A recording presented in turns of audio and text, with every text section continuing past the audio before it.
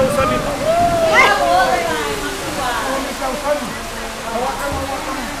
200,000 yan, 200,000. Low pa?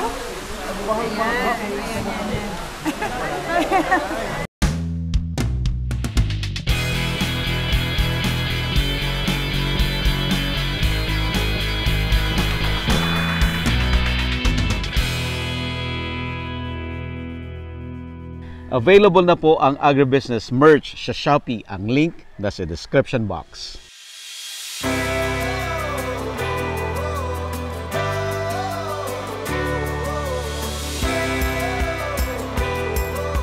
Third day tayo dito sa second orchard tour at andito tayo ngayon sa isang organic farm at orchard din po sila, pero gumagamit sila ng bees to pollinate yung kanilang mga fruit trees.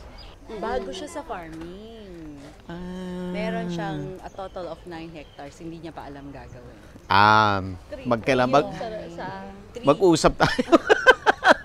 Mag-usap tayo.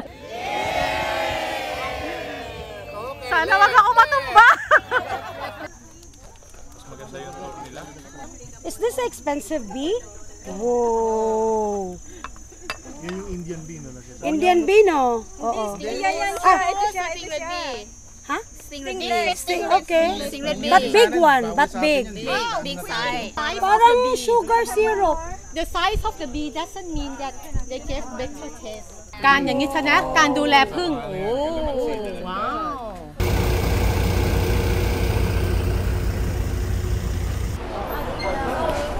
Sit down so everybody will be able to see what. Ito na yung highlight.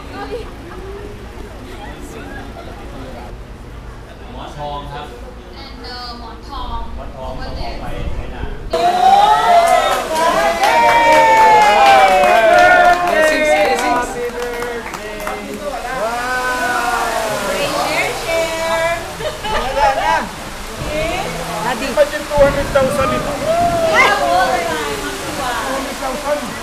Hawakan. 200,000 yan, 200,000. Low pa?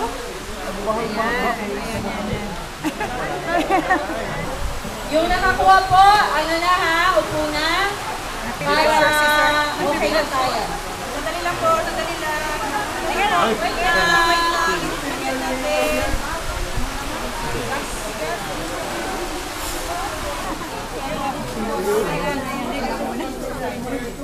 Iwan mo na. Okay. Alright. Namnamin po natin ang 200,000. Ito yung pick ko mga. Aray, yun yung nainintay yung tagapukat. Wala na.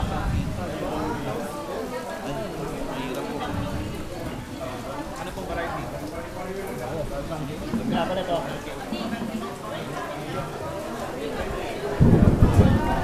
Wala. Ay, gamay. Next time. Ay, ibang variety ka na. Sandali lang. Wala na dyan. Ubus na. Is 100,000 baht. Meron pa? Ay, wala na. Ay, sige. Ay. One fruit. Yes. Sarap. Oh, ang mga buto. Para matipan.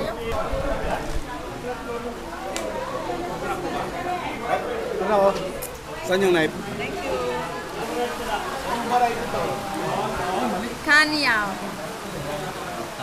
Okay. Sarap po. Oh, sir, ano isa?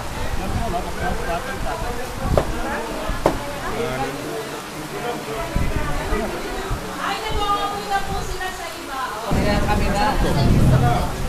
Parang nangpak. Ito masarap. Oo, ito masarap siya. Ito masarap. Para kang ice cream. Oh.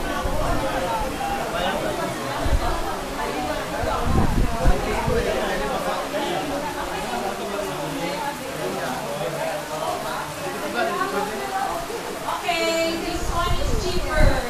300 per kilo. Guys, listen. Kaya yung ibang durian parang manibala. Sa Thailand, they prefer their durian not very ripe. They want it manibalang. Okay? For Filipinos, we want it really, really ripe. Wow, ang laki ng laman, no? Ang laki ng laman. Tulungan! Ang laki ng laman. Ang nakagaw pa.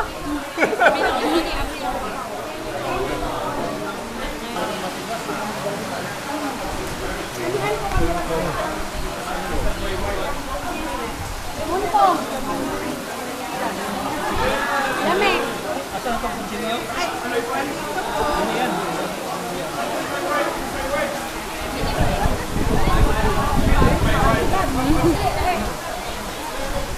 Ano rin? Ikaw!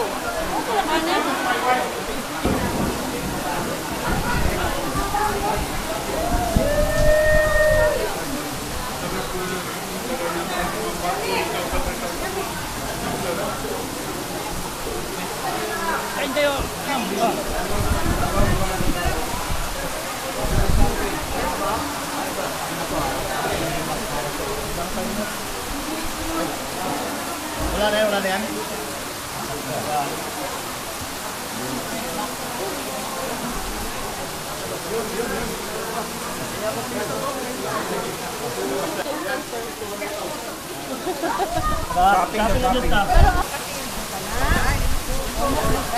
Dapat na humok. Hinugumok na Ito naman! Ade, morning ko. Boss, ay dini, gay ano? Uy, lamig! Pura! Ay ito yung ano, yung Pilipino. Hindi, Filipino style talaga.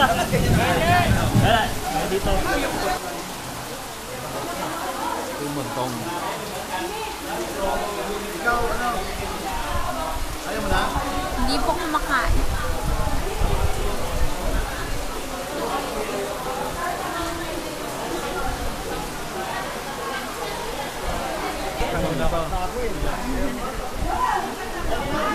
Ano sir? Masarap? Yan.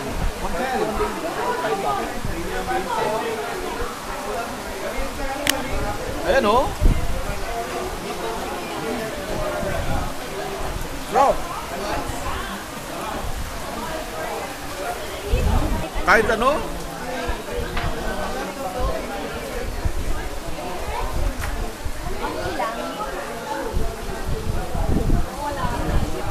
Nagkagulo? Pag konti po, hindi pa lalabasin. Kailangan madami.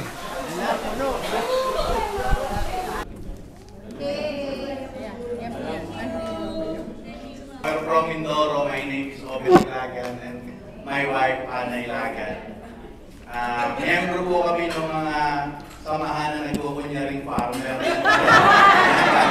Kasi wala po naman talaga yung farm. Gusto lang namin matuto.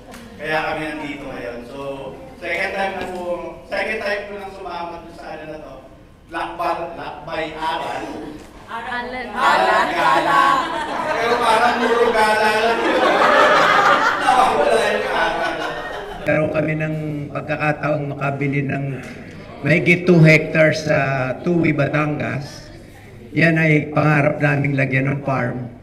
Pero ang gusto po namin na farm, yung kagaya ng ginawa ng Diyos, nung una pa man na ang farm ay walang chemical. Yun po ang gusto namin. Kaya po nung makita ko lahat ang mga nagaganap dito, yung mga pinuntahan natin farm, sabi ko ito na. At sa mga susunod po na biyahe, pupunta ng Taiwan kahit saan, sasama pa rin kami. Sapagkat Balikbayan ako sa farming. May first experience sa farming nung elementary. Nagtanim kami ng 200 square meters. Nakaani kami ng palay na 2 kaban. Then, high school, nagkaroon kami ng plot na 1/2 meter by 1 meter. So from there, yung high school days ko, ginamit ko sa farming. Meron kaming nagtanim ako sa squatter area. More or less 700 square meters yun. Nagtanim ako ng pakbet. From there, nung nag-college na ako, naiwanan ko ng farming. So, naiwanan ko na yung farming. So, after a number of years, siguro mga 30 o 40 years na, I'm coming back sa farming. Kaya isinasama ko yung mga anak ko, sana in-invite ko pa yung 4 na sumama, kaya lang walang time. At ini-encourage ko rin sila na magbalik sa farming. Yun lang, salamat. Never would have thought na magiging farmer pala po ako. Ako po ay addicted po sa games, video games. Lumaki po ako sa US. And then, no. Lubi po kami doon. Pag-uwi ko po dito, nag-take po ako ng seminars. Seminars after seminars after seminars ng agriculture po. Specifically po for organic farming. Tapos doon po lang po ako naging na-in-love sa agriculture, which is, yun nga po yung hated kong topic. But, yan, ngayon po, ako na po yung magiging successor po ng farm po namin sa Siniloan, Laguna.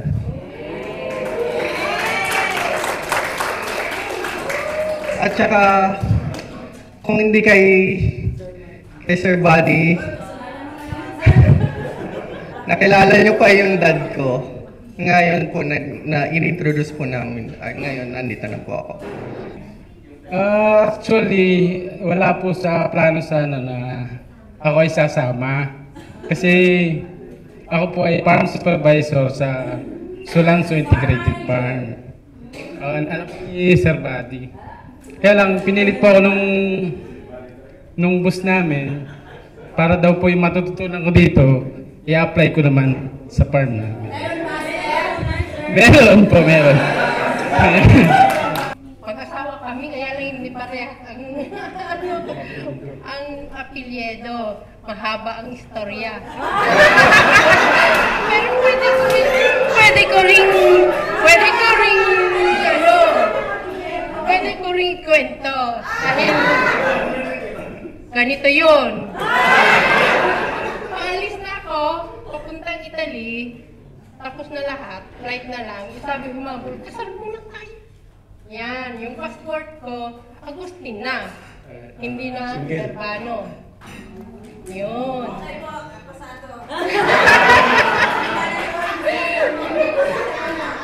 Kaya ngayon, nung 1990, umalis ako na papuntang Italy. Ano yan, turista. Hindi pa uso nun ng Ngayon, after 2 years, kinuha ko siya. Pero,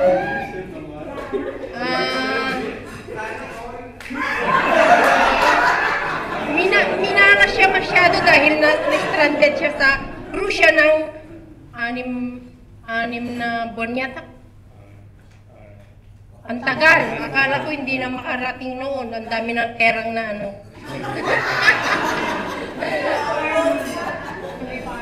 Wala kaming farm. May mga nabiling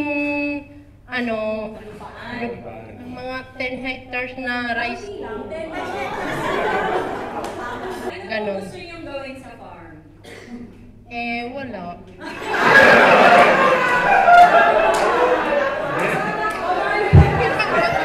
Hindi. Sa ngayon, Dalawang anak kami.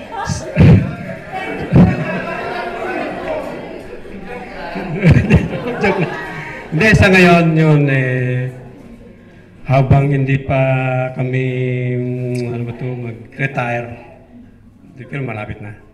Mga 7 years pa. Pinaplano namin ngayon kung doon kami mag-stay o dito. Pwede naman yun. Kaya ngayon pa lang pag-isipan na kung ano ang magandang itatayo na farm. Marami akong farm sa Italy. Kaya lang hindi ko madadala dito. May bahay kami sarili. May Bahay naman kami sa Italy. Bili na yun.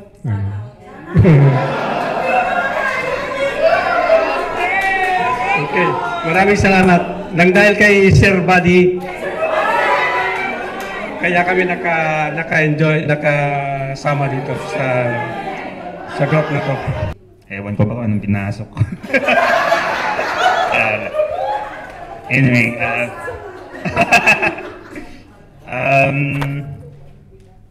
kami wala pa namang farm, but we are planning to have one. Siguro tawag dito. Hindi. Yung parang mga bata pa ba, mga retirement no ano ba? Siyempre yun parang halos ideal na kaya yun nagkikimarites dito. Kung anong maganda o anong tapos kinalagkad ko lang po.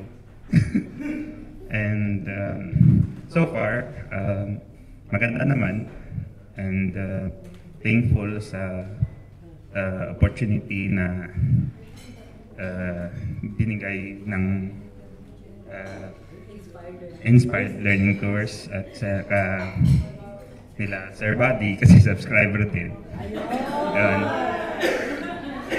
Yun.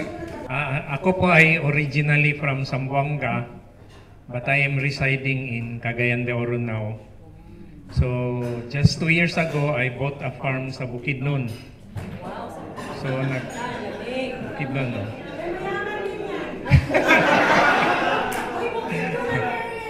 So nag-start na ako mag-plant ng mga fruit trees. Meron akong durian, rambutan, mangustin, lansones. Nakapagtanim na ako pero konti-konti pa lang kasi nag-drought, tinigil ko muna. So nakita ko to, nag-register ako supposedly with my wife. Kaya lang hindi na siya makalib since 2 weeks ago. Nag-vacation na kami sa Bangkok with my family. So ako na lang mag-isa, maybe next time. And maganda naman, marami akong natutunan ngayon which I can apply sa farm. So thank you sa ILT. We own a small farm. A small farm. 12 hectares lang. Hindi, mga 0.2. Kaya tinawag ko yung farm namin na Couples Farm Yard dahil gusto namin mag-start ng farming. And my plan is to have abundance and paradise.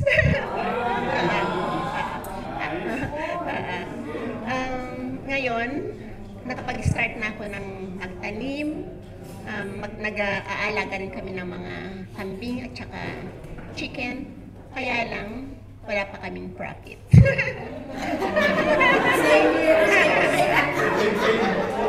mo kayo nag-iisa.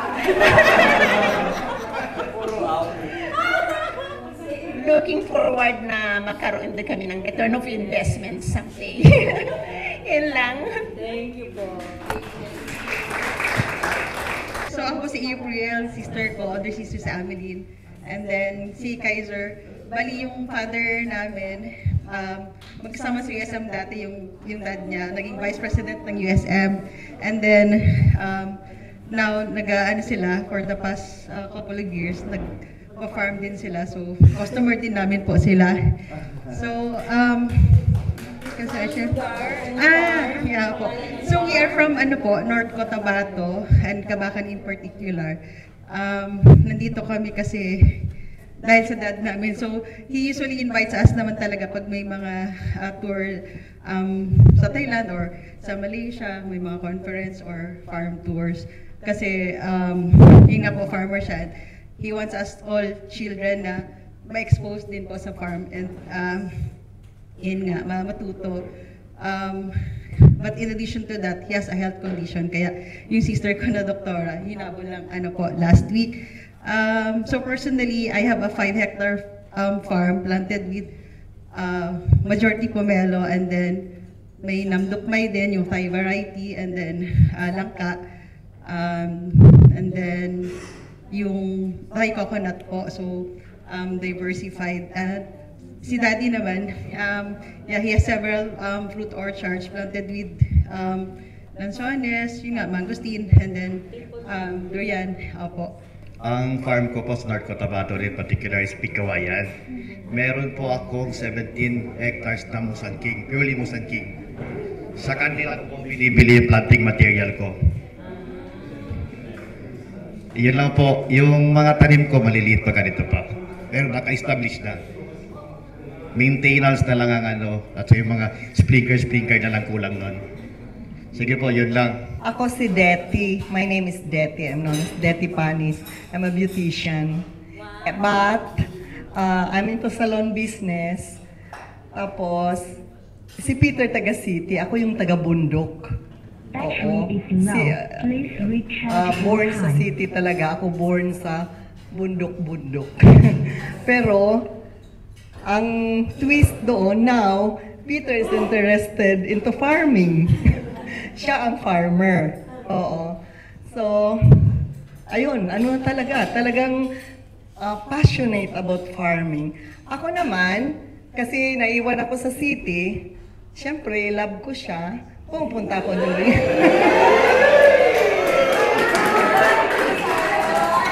Pupunta ako.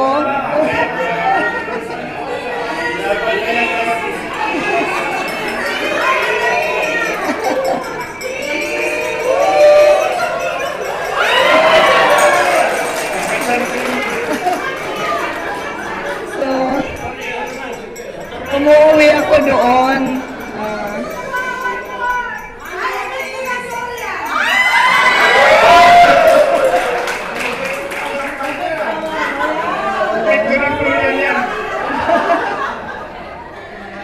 So actually, yung parents ko ay farmer, my father. Then I saw every time we had a typhoon, yun ang livelihood talaga namin, farm. Because I really grew up in a farm. Malayo na farm sa Leyte, parang dulo ng Leyte. So after a typhoon hit us, nagbabackslide kami ng mga 2 years. Yung economic ng family namin. So I was uprooted, dinala ko sa city. Doon ako nag-aral, naging city girl. So ngayon, nung umuwi si Peter, kasi gusto niyang itil yung land namin, nangihinayang siya eh. So, nakita ko yun, kaya sabi ko, mag-farm ka, ako naman gawa ng hotel. Kasi pag nasira yung crops, may income pa tayo. O, kasi yun na-experience ko talaga personally. So now Peter is busy planting lahat, madami. Ako naman, I'm 90% done with the hotel. Soon I will be operating. So parang agro-tourism kami. Yung maganda sa amin, kasi like yung business ko, I have several branches of salon and spa. Pag ako yung humahawak sa business na yan, hindi siya nakikialam. Unless I ask his advice. So isa lang ang boss. Doon sa farm naman ngayon, siya naman ang boss. Pag hindi siya humihingi sa akin ng pera para sa capitalization, saka lang ako pumapasok. Pag humihingi na siya ng money. May system kami. Ikaw na, oh. Thank you. Okay, thank you. Maganda. Saka na muna yung thank you. Actually, wala akong alam sa farming. Wala talagang alam sa farming. I'm a lawyer by profession. And until I retired my practice of law, yun lang trabaho ko, mag-appear sa court. I also teach in several universities in Tacloban City. And I was a member of the Sanggunian Panglungsod, a city councilor in Tacloban City for 17 years. Well, I started my farming as a weekend farmer. Sabado, linggo lang, and I find it parang kulang eh. I mean, I was telling my friends lately that if you want to be a successful farmer, your footprints must be seen in the farm. Hindi yung pupunta ka na doon na magpa-pogi points. So, actually, the land is about 15.5 hectares. Half of that, in sinabi niya, we have built a hotel. It's a resort hotel. atop a hill. And overlooking nasarap niyan yung mga mountains and some a river and the sea. Maybe one of these days, Sir Buddy probably will find a way in going there para makita mo yung farm namin. Half of the plot is allocated for farming, about 8-something hectares. And yung tanim namin doon, I have about 400 mango trees, all fruiting already. I have 360 posts of dragon fruit and several pineapples, the MD2 variety from Mindanao, several bananas from Davao, and we have coconut trees and rice field. So practically the whole lot is, we planted every space of it, but now I'm having a problem on saan ko ilalagay yung durian. Anyway, thank you. You guys are very amazing. Bago kami magpakilala, let's give ILT a very big and a warm applause, please.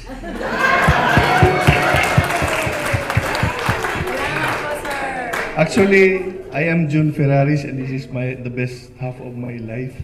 Seriously.